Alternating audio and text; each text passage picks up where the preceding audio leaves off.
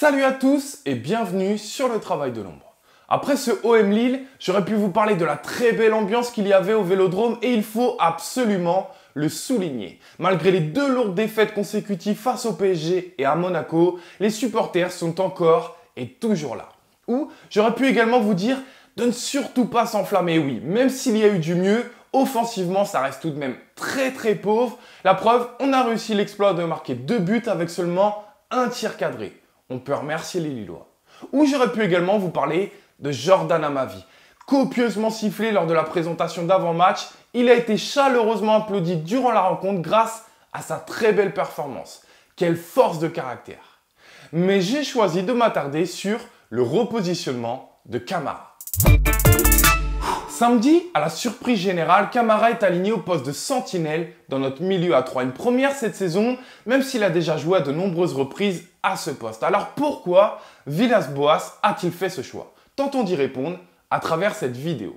Pour commencer, effleurons simplement les nombreuses qualités que possède Bouba et que l'on retrouve quel que soit son poste. D'abord, c'est devenu peu à peu un leader. Et s'il l'est en défense, il l'a été également dans ce milieu de terrain où on l'a vu énormément communiquer. Rappelez-vous, je soulignais ce problème de communication du milieu de terrain dans ma dernière vidéo. Et sa présence a changé à mes yeux beaucoup de choses dans ce domaine. Regardez ici par exemple, on voit Camara et Sanson se replacer mutuellement. Mais j'irai même plus loin. Grâce à leur communication, en plus d'ajuster leur placement, ils se maintiennent concentrés et cette interception de Sanson n'y est pas anodine. Il est également tout aussi solide dans les duels. Il en a gagné 8 sur 9 et 3 sur 4 dans le domaine aérien. Je l'ai même vu ne rien lâcher et continuer à défendre malgré une belle béquille douloureuse. Et puis il a toujours cette justesse technique qui dégage énormément de sérénité. Et si la difficulté s'accroît au cœur du jeu, pour lui il n'en est rien et il est même d'autant plus précieux dans ce domaine situé un cran au-dessus. Regardez celle-là comme elle est belle. De son mauvais pied, elle est parfaite et casse le premier rideau adverse. Tenez, un autre exemple de qualité et de sérénité. Ça vous paraît banal, Sauf que jeter un œil sur le chrono et le score. Eh bien, croyez-moi, beaucoup auraient dégagé et rendu trop vite le ballon à l'adversaire. Voilà, comme je le disais, j'ai simplement effleuré les qualités de Camara que l'on retrouve quel que soit son positionnement. En revanche, s'il y a bien un atout que possède Bouba et que l'on ne retrouve pas chez Strootman et qui a certainement fait pencher la balance de son côté dans le choix de Villas-Boas, c'est sa mobilité, sa capacité à couvrir un maximum de terrain et à répéter les efforts. Et ça, dans un milieu à 3 avec une seule pointe basse, c'est primordial. Surtout face à des équipes qui opèrent vite en transition, comme le fait Lille, mais également comme le fait le Paris Saint-Germain. Et oui, je ne peux m'empêcher de repenser à ce match, et notamment à cette séquence que je vous ai montrée la semaine dernière, où Strootman reste très figé dans sa zone axiale. Alors, quelle est la différence avec un joueur très mobile comme l'est Bouba?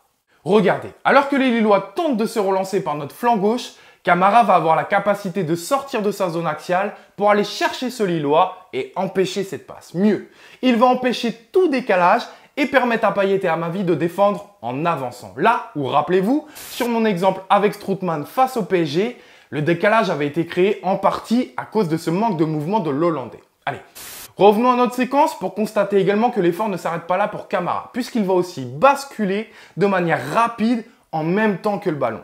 Et de l'autre côté, Sakai va parvenir à récupérer la possession en passant bien devant son adversaire. Rien à voir avec Camara, vous allez me dire. Eh bien, je ne peux m'empêcher de penser que s'il se le permet, c'est aussi parce qu'il a conscience que Bouba est bien placé pour venir le couvrir en cas d'erreur. Alors, je vous laisse avoir votre propre avis là-dessus, mais toujours est-il que le constat est clair, Camara couvre énormément de terrain. Dans le même esprit, regardez comme ici, il ne perd pas de temps à sortir sur ce Lillois. Sa course permet d'aider Sakai et dans cette situation, de ne pas le laisser jouer un 2 contre 1. Ce qui aurait été le cas si Camara était resté dans sa zone axiale à défendre en reculant.